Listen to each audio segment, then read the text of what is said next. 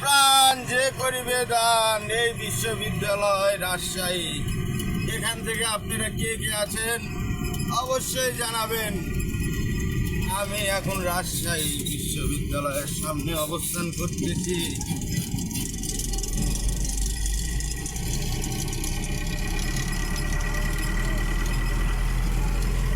নিঃশ্বাসে প্রাণ যে করিবে দান কোন কবি লিখেছে আপনারা বলতে পারবেন? হ্যালো গাইস, অবশ্যই জানাবেন এটা কোন জায়গা, আপনারা কে কে এখানে থেকে লেখাপড়া করেছেন অবশ্যই অবশ্যই কমেন্ট করবেন কিন্তু ভাইয়া। তাহলে আজ থেকে আবার আপনাদের ভালো কিছু দেখাবো।